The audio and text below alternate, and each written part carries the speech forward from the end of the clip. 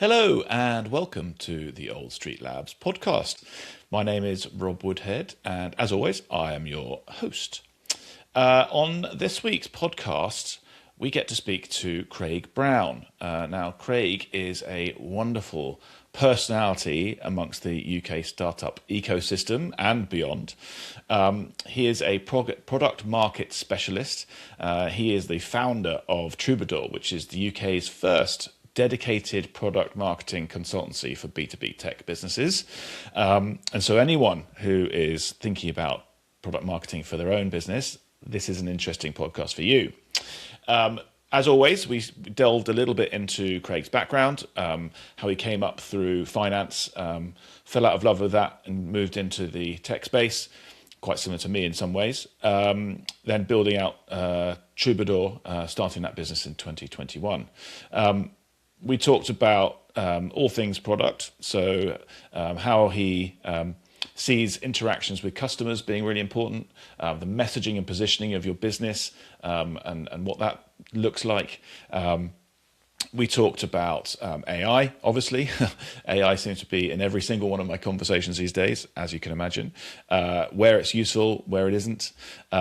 We talked about startups and startup growth, and also how being part of a community can be really helpful for early stage founders.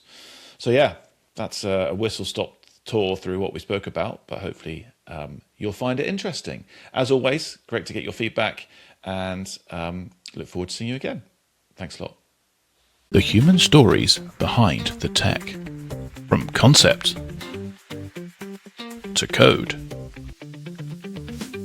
Real startup journeys.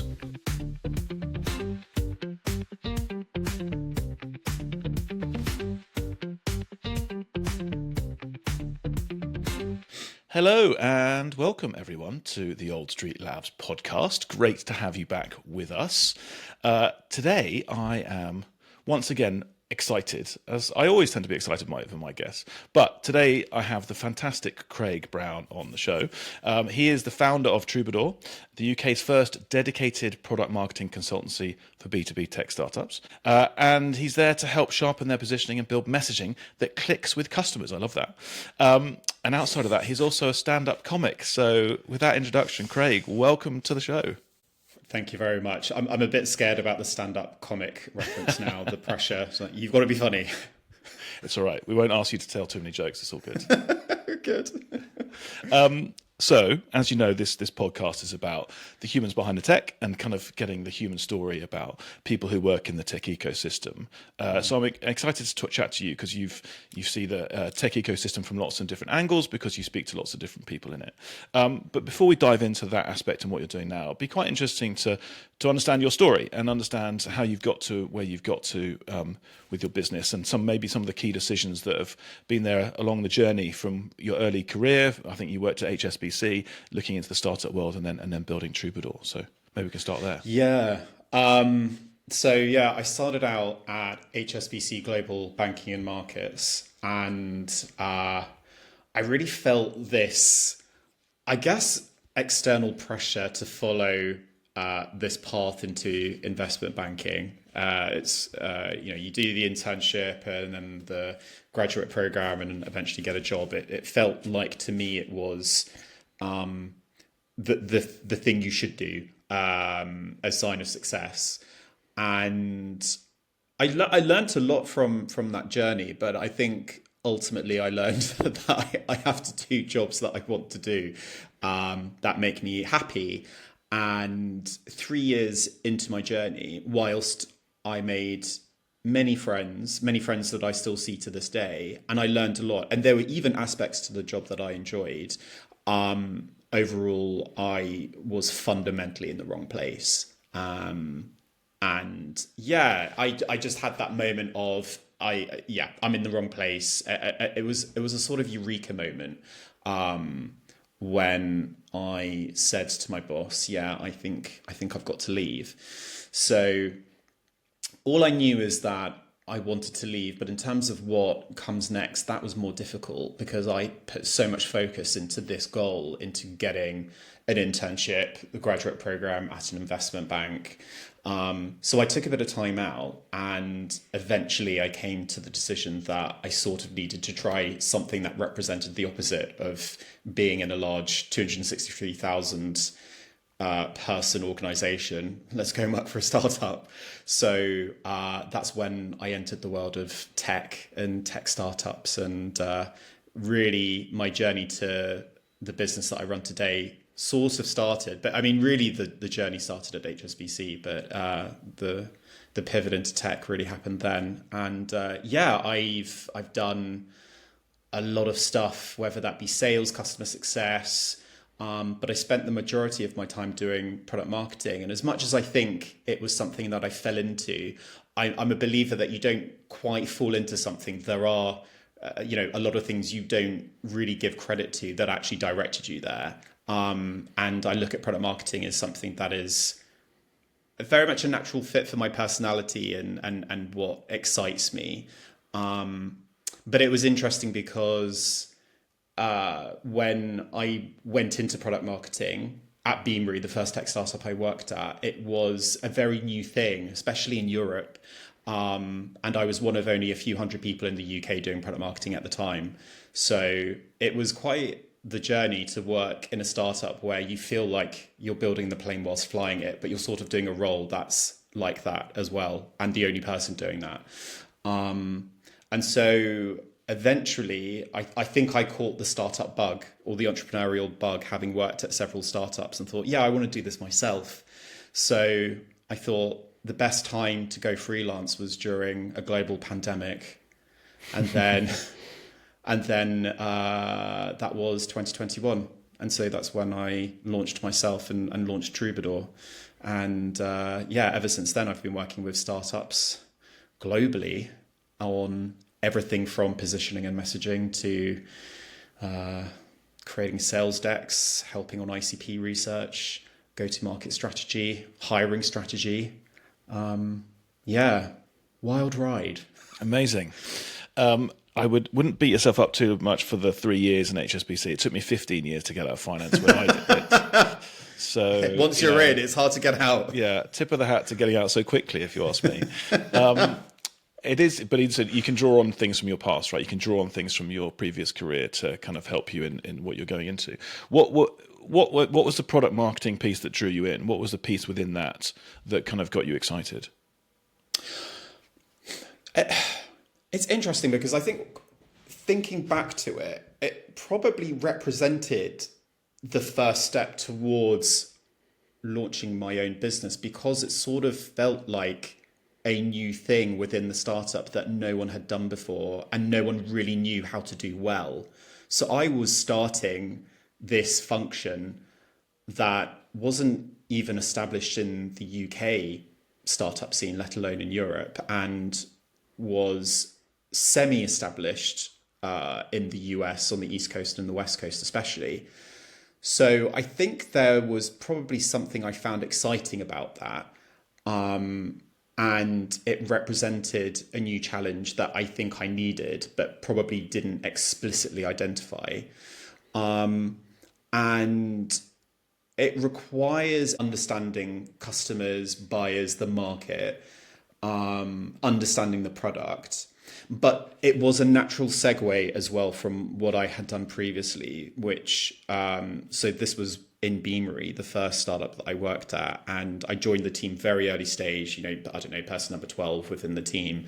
And, we were scaling fast at this point.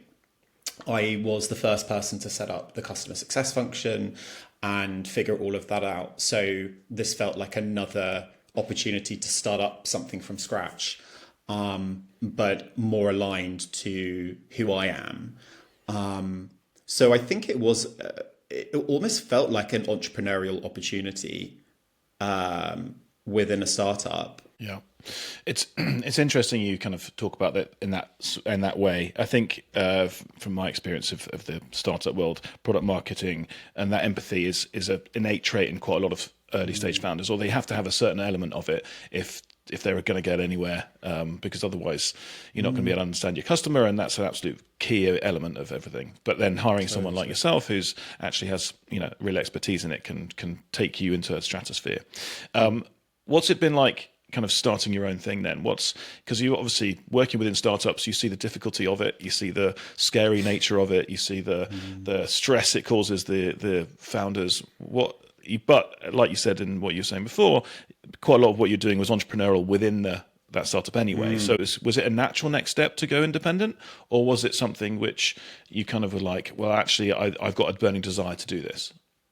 I got to the point where there was no more room to grow within a startup, and really the next step was to do my own thing.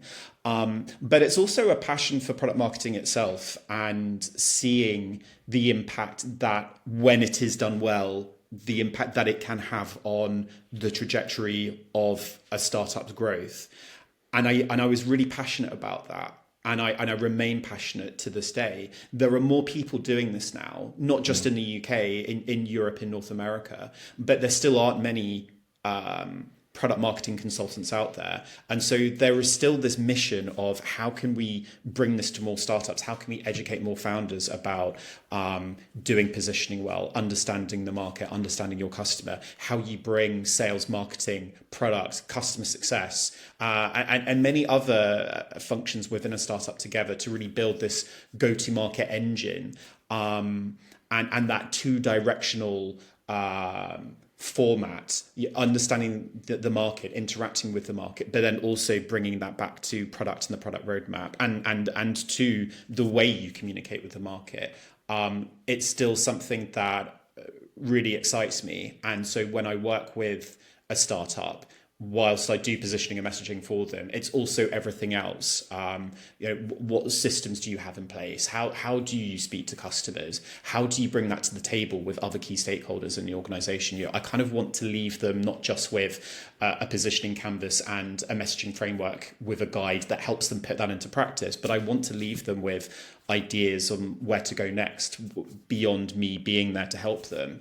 I mean, that makes a lot of sense. And yeah, the startup world is there's a lot of people out there trying to advise startups and figure things out, but having someone like you who has like real practical experience of all these things and can not only focus on one area but give them advice across different areas is, I think, a lot of founders are out there looking for that kind of help. So totally, but I think something you'll empathise with as well, Rob, is that you have your own business, you're growing your own business, and you're partnering with startups at the same time. So you have that extra level of understanding of the big decisions, the conflicts, being someone that receives advice from different quarters, and that advice sometimes comes into conflict. Yeah. Again, that makes a lot of sense. I guess that leads quite nicely into my next question, which is, what are you seeing as most of the kind of the issues that arise with a lot of early stage founders and what they're getting wrong with their positioning? Messaging problem versus product problem, that kind of thing. I don't often see a huge messaging versus product problem, although I mean there is an argument you could say on some level that there is, but it's more, does the problem lie within positioning and messaging? And I think understandably startups diagnose first at a messaging level something that is a positioning problem. So for example, the messaging on our website isn't clear. It takes a long time for buyers to really understand what we do. And we know that because for the very few prospects that click, request demo or sign up to a free account and we get on the phone with them, they still don't quite understand it, or there's a lot of stuff that they learn during that qualification process. Sometimes startups launch campaigns and those click-through rates are very low. These are some of the signs that would point founders and startups to thinking they've got a messaging problem. They need to make that messaging more precise. But actually it comes back to some of the key tenets of positioning. Are you clear on your ideal customer and who you're targeting? And do you understand the right pains and problems to solve? And do you understand their jobs on a technical level so that you can really get into a problem that is commercial, something that they consider urgent enough to solve that they will buy a subscription to your product. So that's quite often a challenge that founders face. And I often have a conversation where I say, okay, you have a messaging problem, but let's first talk about your positioning. And that's where I see the biggest gaps. Fascinating. One of the things we've been doing recently is as you know, we've hired a friend of yours actually to help us. This marketing positioning. Who is brilliant. Who is brilliant. The great Hazel. And looking at our, this is one of the first things you do is think about your customers and what your ideal one is, your ideal customer profile, your ICP. It's quite hard as a kind of professional marketing person to figure out what that should look like and what you should what's important, what isn't important while you're building that profile. What are some of your kind of little tips of how you shape that so that you are positioning yourself in the right way for that particular customer? One of the starting points is understanding from the founder's perspective what the ICP is. Often I want to understand that from the startup's perspective. And by that, I mean going to other members of the team, because often the ICP is something that isn't documented or as clear as they think it is. And there are different ideas of, what do we mean by our ICP? So the first thing that I look to understand is, are you even aligned on your ICP, let alone whether you're clear on it? Something I've been hearing over the last few weeks, especially speaking to founders, whether that be office hours after doing a workshop for a portfolio, some portfolio companies, or through a mentorship platform, whatever. I will hear founders say, "Yes, we're pretty clear on our ICP. That's not the problem. It's not the ICP, but it's other stuff. It's other parts of positioning. We're not sure how to stand out in the market, or the messaging isn't clear." But I still say, okay, I still want to understand your ICP and how you explain it. And actually, often it is pretty broad. The three components I really want to get clear on is, yes, the specific company that you want to target and the person or persons within the company. But I also want to understand how you think about your use case, because sometimes that can be very broad. And that's the thing that makes the ICP broad. I'll often ask, what is your ICP? And the first answer is, well, it's SaaS companies between 50 to 300 people, right? And that's usually how you express it. But I want to understand the person you're helping and what problem they face, how they would use your product, and what an ideal outcome would look like for them. That for me is what encapsulates an ideal customer. So once I'm at a point that I can understand the gaps in their ICP, I want them to go and look at their data, because often they have more data than they realize. Who's using your product? Who adopts it the most? What are the use cases that drive the highest level of adoption? If you're a PLG startup, who is more likely to stick around with you and doesn't churn? Who is more likely to go straight to a paid plan, or will upgrade from free to paid and thereafter? These are just some of the signals, right? And emphasis on the word signals that I look for, so that we can start to establish these trends. Are there certain types, certain groups of customers that are perceiving more value and are loving your product more than others? And that allows us to get more confidence behind who we should be identifying as that ICP. And then, we think about the messaging angle. This is where we come back to understanding those customers at a really deep level. It's not just, they want to save time and save money. But what's really laborious about some of the technical aspects to how they do their jobs right now? What's painful about it? How are they currently doing it? What are the alternatives? What are the downsides to those alternatives? What does an ideal outcome look like? And how can we uniquely support them to reach that ideal outcome? This is the level of understanding that we need to get to. But this is why we need to make sure that we are more clear on the ICP, so that we can reach that next level of understanding. And so when we think about this notion of a very broad ICP, you're scattering your limited GTM resources targeting a multitude of different segments and customers.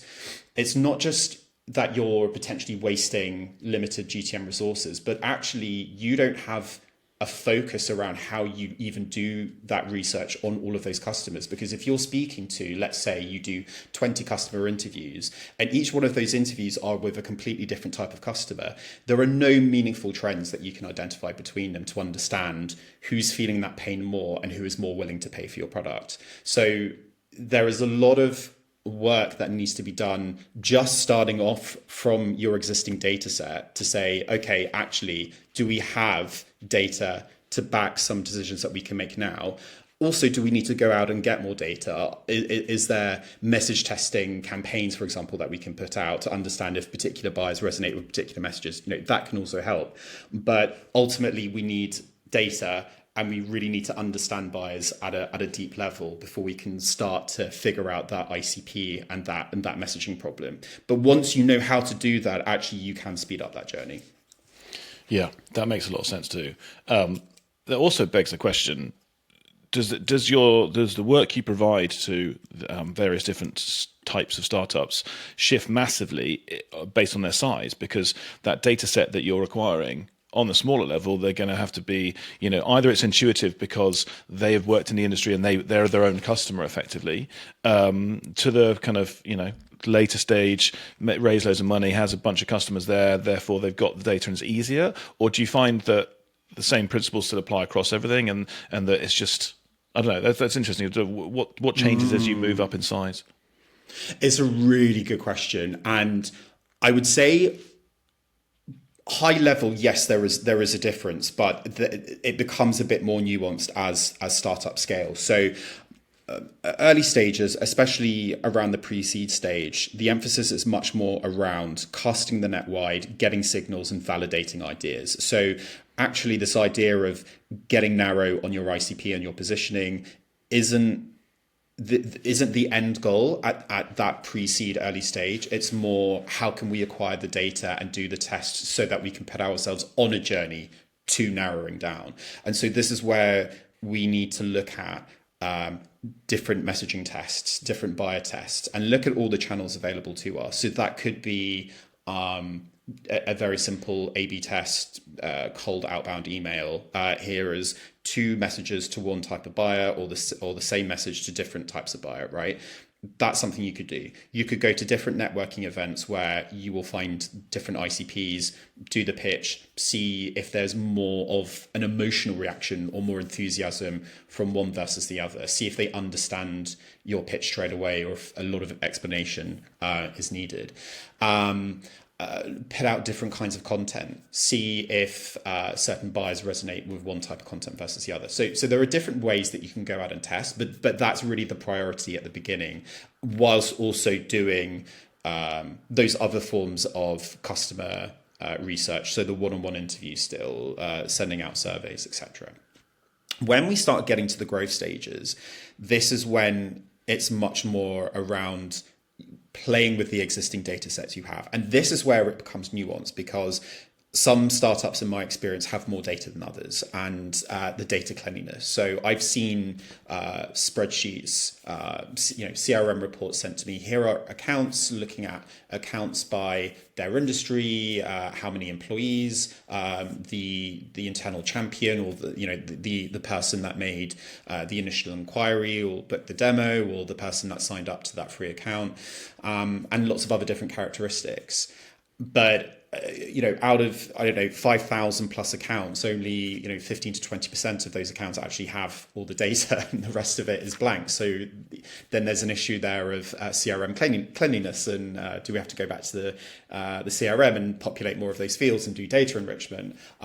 Some startups have been better at that versus others, and then you have other startups that bake into their processes this type of analysis, so have more insight, and they will be more prepared coming to a workshop where we look at jobs to be done, or we look at distinguishing, bad fit from good fit from best fit customers. Whereas others will come to the workshop and say, yeah, we still have all of these ideas. We have no idea if we should be going all in on, these groups of customers or those group of customers. And so we need to go back and look at that data. So it's actually at the growth stage, you see startups at different levels of maturity. I will work with startups where it is just purely a messaging problem. They have the data is ready, and we can come to quick decisions. Other startups, we just need to do more work. And I often see that startups that are much leaner, and this is something that's more common now. Startups are very thoughtful about who they hire. They're not just hiring 6 or 7 people into their marketing team. They can be Series B, and there are still only 1, maybe 2 people who are full-time marketing resources.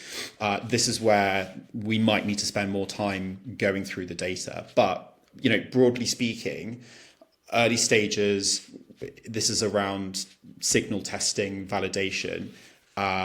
Later stages, this is around making decisions based on existing data that you already have. Got it. So would you therefore advise any founders out there watching this to get their house in order with some of this data earlier on? Or is it... there's already a nod. I'm not going to even do the second half of that question. But okay, so if that's the case, what are some of the simple things that early stage founders can do? Are there some tools that you would recommend? Are there some kind of simple things they can put in place to make sure that, if they come and speak to you in a year's time, they've got that level of data, which is going to be really helpful for them to get going quite quickly, as opposed to, okay, we've got 6 months of data to collect it before we can even, use Craig? I find that it's not difficult getting your hands on the hard data. So, what are customers doing in your platform? Who is the most enthusiastic? Where are those champion customers? Who's the most willing to spend the most? Who's upgrading more? The data that is more sparse is that qualitative data. So it's understanding customers at that deep level, that jobs to be done insight. And so this is where the customer interview is king. And it's very it's not new, this idea of speaking to your customer, but I think even in the age of AI, it's going to be difficult to really replace that. There is so much nuance that is captured in a single interview, and it's the ability to hear something that is of interest and go, oh, I want to understand that more. That's interesting. Why does that bother you so much? One thing which I say to founders, to startups that do one-on-one interviews is look out for those emotional and social dynamics that come through, because those are usually signs that a customer is very passionate about something and probably more willing to invest in solving that problem, that challenge, that obstacle. So replacing the one-on-one interview, maybe some products at some point in the next couple of years will help with that. But right now, I think being the person within the organization, whether you're the founder, the person that owns go-to-market marketing, I think it's important for you to be jumping on calls with customers and doing that on a regular basis, not just because that's going to give you a depth of insight across a large group of customers so you can identify trends, but the market is constantly moving, customers are moving, new solutions come into the market, laws and regulations change, macroeconomics, personal values, all of these things are in flux and will influence potentially who gets value from your product and their perception of your product's value.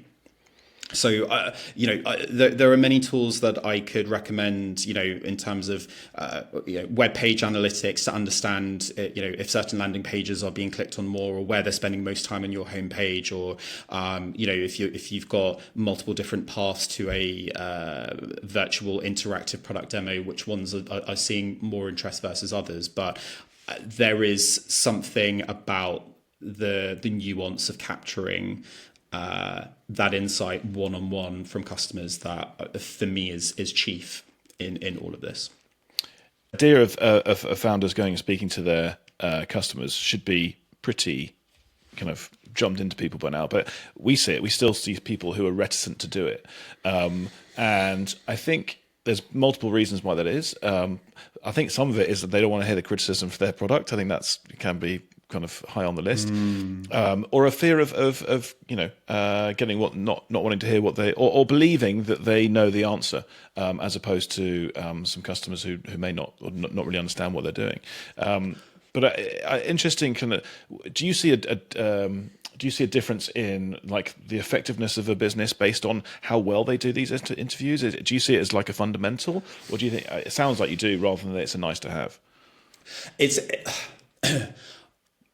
I think there is something to be said for doing it well, because it's not that most founders and startups don't do this. It's the extent to which they do it. Right. How many customers are they speaking to? How often are they speaking to them? And then what insights are they deriving from those interviews, from those conversations? Is it a surface level understanding of pains, problems, goals, desired outcomes? We as a business, we want to grow faster. We want to reduce the length of our sales cycle, or we just want to save time. And you've created this product research platform. I want you to help us do more research in less time. Sure, but there needs to be a more granular understanding of the unique pains and problems that you want to solve, because there are so many other solutions within your category that are at least partly or in whole solving the same problems that you are claiming right now on your website. And this is where I get to a conversation around the ambition of the problem that you solve. I think there is this pressure to be ambitious. For example, within HR tech, I often see startups claiming to help solve problems around employee culture, or we're going to help you reduce churn. And in reality, you are one of many, many solutions that are part of this overall package that will help improve employee well-being. So if you are a constituent part of that, you need to play to that constituent part. When I'm looking for a solution, I'm not looking for something that's going to help me grow revenue and increase the number of clients. The sort of amorphous goal that, sure, I've got numbers and plans behind how I get there, but it's going to take me 6 or 12 months to get to that point. Ironically, it's these really ambitious goals that feel less tangible that takes me out of how your product can give value to me today, that actually takes the air out of that urgency. So your thing suddenly becomes this nice to have. You can help me achieve this big goal, this big dream, but I don't really understand from a day-to-day perspective how you do that. So, I'll come back to you when I've got the time to understand you more, because I don't understand you enough. Whereas when you start pitching at that jobs level, this is how you can do this very specific thing, but without the downsides of how you currently do it. Actually, that is aspirational. That is ambitious. It might feel that it's much more grounded, but that's a good thing. And that's how you stand out in the market and drive urgency, whilst also speaking to a pain and a problem that buyers care much more about. And I think that's the thing that not everyone understands, because there is this pressure. Sometimes it's from the investor ecosystem. Sometimes it's just this feeling of, I'm on a mission. I'm on a mission to solve this big problem. So that's what my positioning is going to be.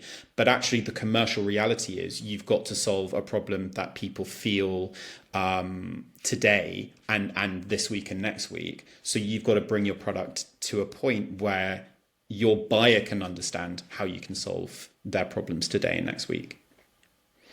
Right. I mean, that rings true to when I'm going to buy a product as a business owner and going, what do I want? I'm not buying. You're going to give me, X 100,000 revenue next year. You're solving this problem that I've got right now in this particular area. Yeah, that's.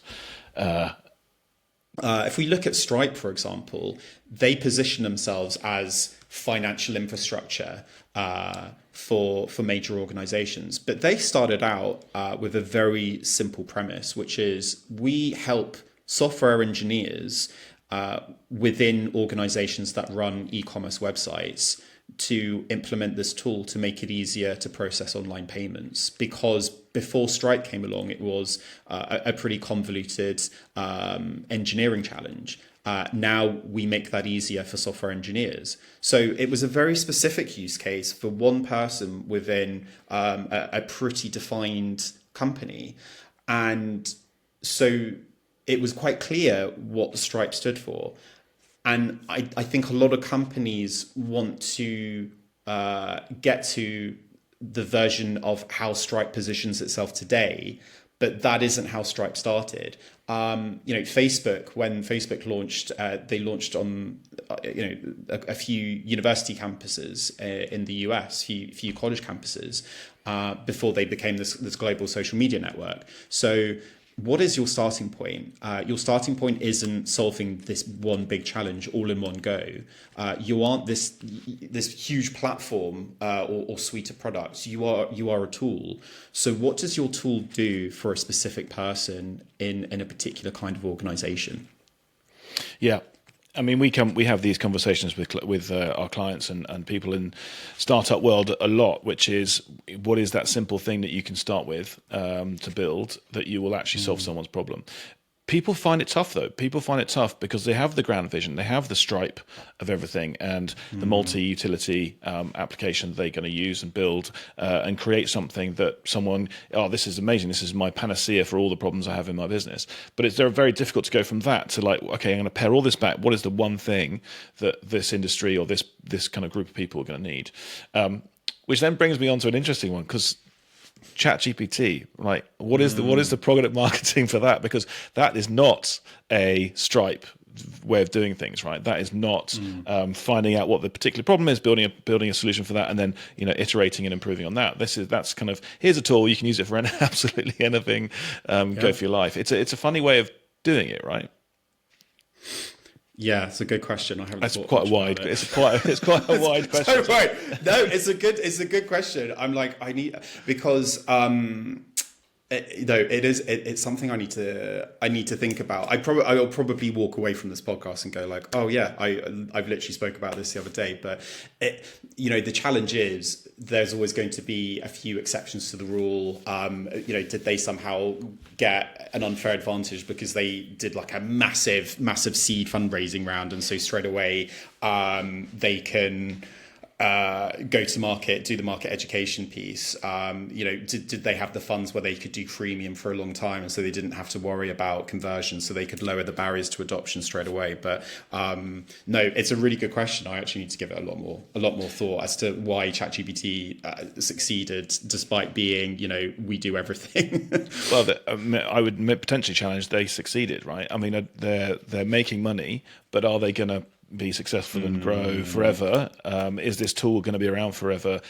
Because I had a fractional CTO on before, Nick Sales, and he talked about the idea that the utility of these LLMs is actually quite slim. It helps you kind of respond to emails. It helps you maybe do some customer responding, and it might help with. It certainly helps with coding. But what does it really do? What's the return on investment in the rest of the business world? I'm sure there's agents are going to do a lot of stuff and everything else. But as it's set out now, how does ChatGPT really bring ROI to people? And it's not actually that easy to see. It might even be part of similar to what you were saying before. Is they maybe didn't figure out, or they created a tool without really a problem being there in the first place. So totally. Just on the subject of AI, because it is interesting. Yes. How are you seeing it within what you do? I mean, it's obviously being used a lot to create a lot of content, messaging. To be honest, before we stepped into hiring someone to help us, we certainly used it to figure out what we were doing. We definitely came to a point which is like, actually, I don't know what good looks like. I'm not a product marketing person, or I'm not a marketing person. I don't know what good looks like. I've come up with a strategy based on stuff, but I didn't know what I was doing. Yes. And I think that rings true for quite a lot of what AI does or Gen AI does, especially, I mean, even in our coders, right? The good ones who know what good looks like are getting much faster. The ones who are learning and on the early rungs of their career, are struggling with it because it's not like it creates some code for them and it's like, well, is that good or bad? I don't know. So I'm guessing it might make you much more efficient, but not like a very person who's just starting out in marketing might actually give them more of a headache. I don't know. It's I resonate a lot with that interpretation. I think in order to get the most out of it, you need to know what a good answer looks like, what a good output looks like, what this particular part, in product marketing, what competitor intelligence done well looks like. And so it means that certain use cases work and others don't. I think in general, you get more from an LLM when you have the data already and you're not asking the LLM to go out and acquire data for you to then analyze. So, for example, I've tried a couple of times to do competitor intelligence with an LLM. We're doing competitor intelligence for this startup. These are the competitors. Please start looking at the differences in not just product features but capabilities, benefits, ICP, etc. And the hallucinations just start coming through and making claims that aren't true. Look at this feature set for this competitor, and I said, well, that actually they don't have these features at all, or you're actually missing out certain capabilities. Your understanding of the ICP of that competitor is actually flawed. So unfortunately, it requires so much change that it sort of renders LLM usage for proprietary competitor intelligence somewhat useless. But if you go out to market, do that research yourself, and then feed it into the LLM and say, can you create a series of battle cards, do the battle cards according to this structure, then great, it can interpret that data for you. Same as when I will go to review sites like Capterra or G2, and I will grab a bunch of reviews on a specific product, 5-star reviews, 1-star reviews, etc. And I will then say, from all of these reviews, please can you get me the following insights, and do a qualitative and a quantitative analysis. So, for example, which job titles appear most across all of these reviews? Is there a very specific use case that appears most often? And I tend to find that the accuracy of those insights is pretty high. So I can correlate, what the LLM is telling me from what I've seen from looking at the reviews. So it means that I can trust that more. So I think when it comes to using LLMs, for me at the moment, it's about how can you save me time to analyze and interpret data sets that I trust, whether they be customer transcripts from one-on-one interviews that I've done, from jobs to be done interviews that I've done. Here are the insights I want you to get, but I'm not going to ask ChatGPT right now to go out to market and actually give me examples like what are the key jobs that this particular persona within this particular organization is doing. I'm not going to trust that. Yeah, interesting. I've definitely read across the different LLMs, the different types. There are ones which are better at doing some research pieces, but again, I'm in your shoes, in your boat. I don't think I would trust. Yes, I don't trust the hallucinations that are underlying in all of these things. Whereas if you're asking it to do something which is, okay, this is an output which I can potentially use and edit and so on, I think that does make it quicker. And there is also a danger of you your knowledge not being as not being maintained and you kind of getting brain rot a little bit the more you use it. But I think it may certainly I use it every day to kind of help me kind of draft things and various things like that. So totally. Let's move away from AI because too many podcasts talk about too much. No, we need to do it more. There's not enough content on AI. So we met through the wonderful Rare Founders through Vasily. Yes. Did. We are both members of Opus, and you're very active there. You're also part of other groups like Start Out and Growth Mentor. Clearly, community is very strong and important to you. Talk to me about how you see that as part of what you do and kind of what benefit that brings to you. Harvard Business Review did a lot of analysis a few years ago on what are the behaviors or traits of successful entrepreneurs and business people. And they identified many, but the one thing that stood out is successful founders surround themselves with people who are where they want to be or are on their way to where they want to be. And I think that's one of the most powerful things about network and community, is that seeing other people on that journey who share that ambition, or they may be a few stages ahead, or they might be one step behind, but we're all heading in that same direction with that velocity. There's something, it does something to you. I've definitely noticed over the last few years, having joined communities and networks, that I take myself more seriously. I've stepped up my game. I've expanded what I think is possible for myself and for my business. I'm now having conversations with partners next year about doing in-person events. I didn't think I would be doing that a year or two ago, but now that I see others in my network doing that and I see how successful that is, I now think, yeah, okay, that's something I'm going to do.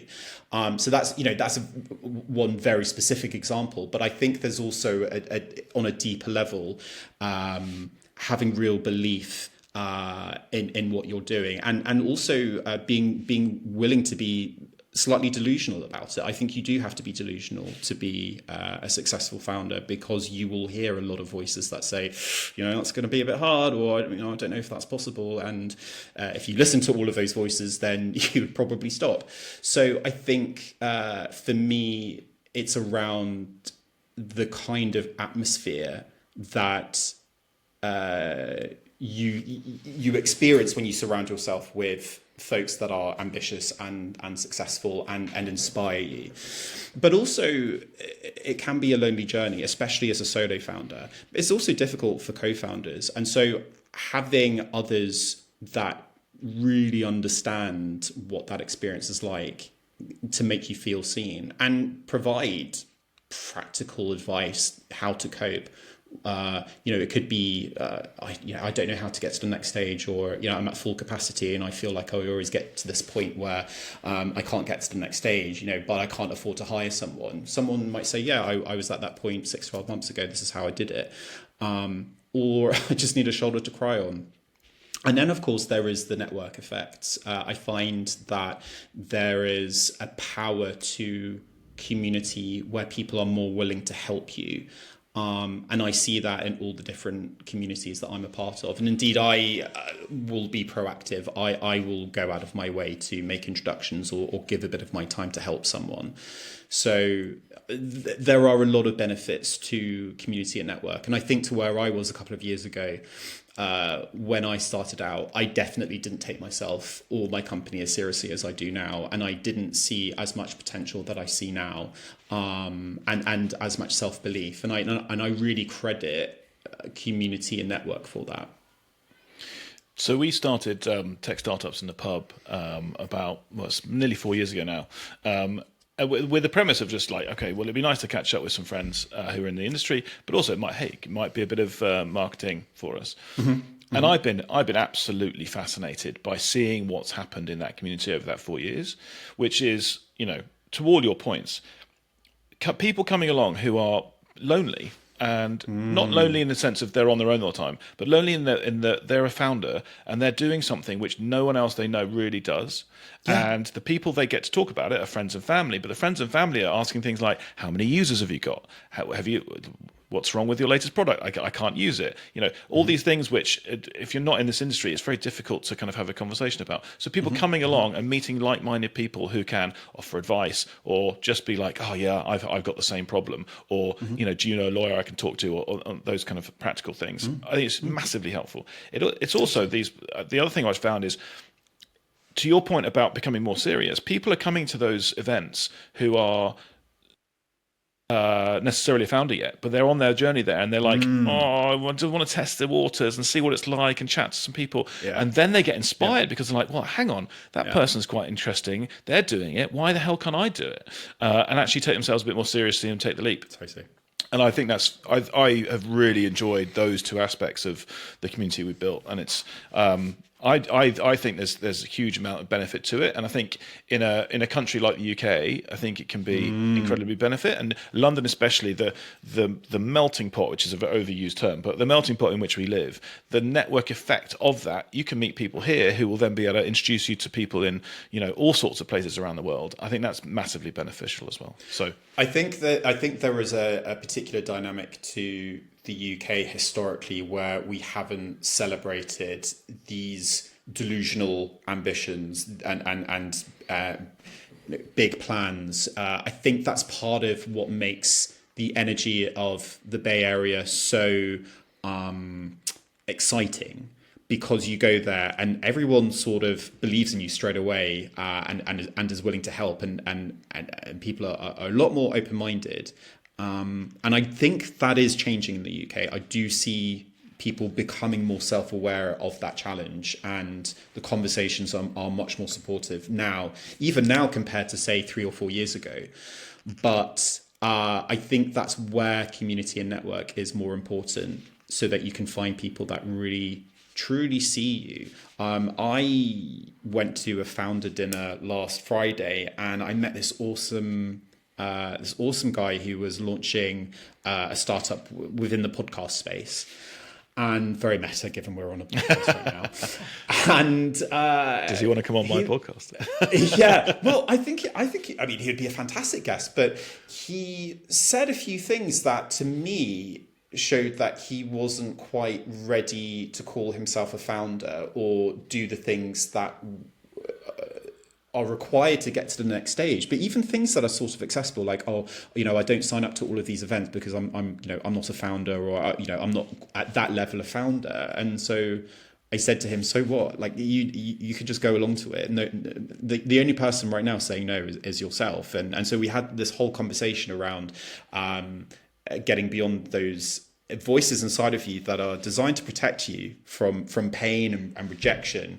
But actually, you start to hear those voices when you get to the edge of your comfort zone. And so the sign that you are breaching the wall of that comfort zone is when these fears come up and the voices in your head are trying to protect you and almost stop you from going outside the comfort zone. And that can be one of the most difficult journeys that we go on as founders, is that we have to breach that wall.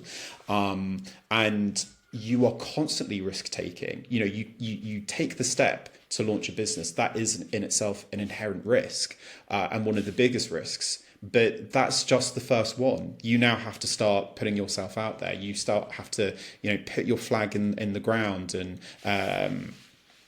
make claims that can feel scary. For example, I did a lot of research when I started to see if there were any other product marketing consultants in the market in the UK. I couldn't find a single one. Were people doing elements of product marketing as part of larger agencies or consultancies? Yeah, but they didn't specialize in it, and they didn't do it to the extent that I did. So I was quite clearly the first consultancy that came to market, and I felt like, I can't claim that because I don't know, it just seems a bit arrogant or a bit too big of myself. But I thought, no, I need to believe in what I'm doing, and what I'm doing is interesting and in some small way groundbreaking. And I've decided that I'm going to say that. And I think this again goes back to the conversation we were having around the power of community and network, and the point you made, Rob, which is hearing other people speak so confidently about what they're doing is inspiring, because you can do that as well. There's nothing stopping you from doing that. But sometimes we just need to see examples of other people doing it. And sometimes we just need to hear multiple examples on a more regular basis before it eventually gets through that actually, we're at that level and we're ready to play at that level. Yeah, I wholeheartedly agree with all that. I think the UK, going back to the UK point a little bit, I lived in America for a while, and they're just a different mindset. So that piece you said of like self-deprecating, is it? I'm not sure I should start this. Not sure I should call me the first one.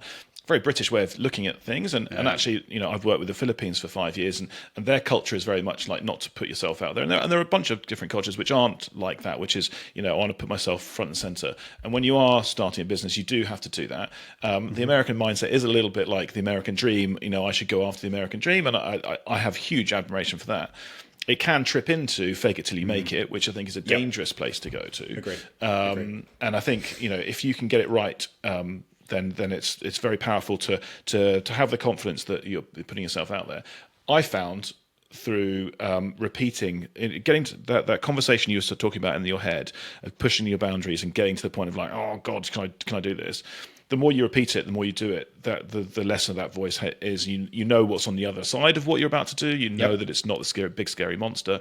You can actually go at it and get good results of it, and meet people at these events, or find potential customers, or get people who are interested and maybe even invest. All these things are out there and possible. It's just you've got to put yourself out there to potentially find it. And your zone of safety is now expanded. That thing is no longer scary. The downside is not actually as deep as you thought it was. And if there are certain repercussions, they don't cut as deep as you thought maybe they would. It was funnily that was a lesson that I learned at HSBC, which was always expand your zone of comfort, and that means constantly step outside of it. So I did take something away from the experience in investment banking. That is great. Good. Okay, so moving on slightly, where are you now with Troubadour? What's the kind of future looking like? What's 2026 looking like for Troubadour? It's looking good. So lots of very exciting plans. Not all of them are fleshed out. That's what I will be doing over the next couple of weeks, because I will have brain space to do that. But partnerships, that will be a big thing. So speaking with lots of startups, other service providers who serve a very similar audience, and we are exploring how we can come together to offer value, whether that be through new services, whether that be through in-person events, content. So I'm very excited about that. I am also looking at hiring. That is on the horizon. I haven't put a timeline to it, but sooner rather than later. And I do have a pretty solid idea around the profile of the first hire. Also working with more accelerators and VCs. I have lots of interesting conversations that I've been having this year, and some on the horizon. So that's very exciting as well. I really love hosting workshops and supporting portfolio companies, because you can just kind of offer that value straight away, and you can see where that advisory, whether that knowledge is going to really move the dial for them straight away. So I really do enjoy that work. So there are a few things, and then also I really want to think about how I can better serve some of those earlier stage startups. So one thing which I've become very clear on with my positioning is that I can offer best value to startups around Series A, Series B. This is because they have more experience and more data for us to really move the dial when it comes to their positioning.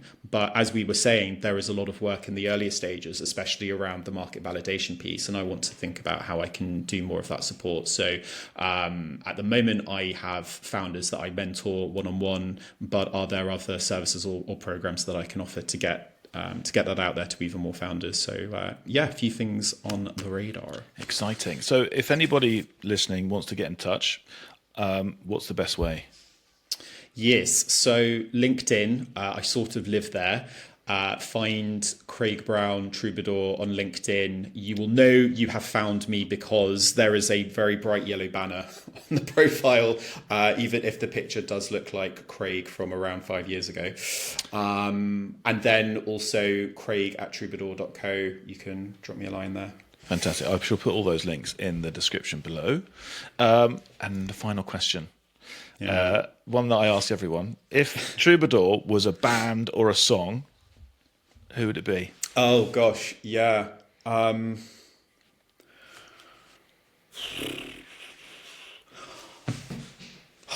don't really know. I don't know. Probably like Chapel Roan or Lady Gaga. Okay. Kind of like someone that's a bit camp and doesn't really care. This kind of energy of like, fuck it, I'm going to do it my way. Sod it, I'm going to do it my way, and be incredibly successful doing it. And be incredibly successful doing it, and very clear on the type of music that you offer to the world, and it's fun. maybe just because I love them. So Love it. yeah, Love it. Chapel or Gaga.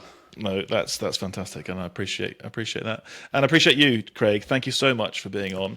That was a really interesting conversation. I think I said fascinating about 1,000 times. So, thank you for your time, and yeah, look forward to chatting again sometime. Thank you, friend. Appreciate it. Good stuff. All right, thanks so much. Take care. Thanks for listening to the Old Street Labs podcast. We'd love to hear from you, so connect with us on LinkedIn or on our website at old.st.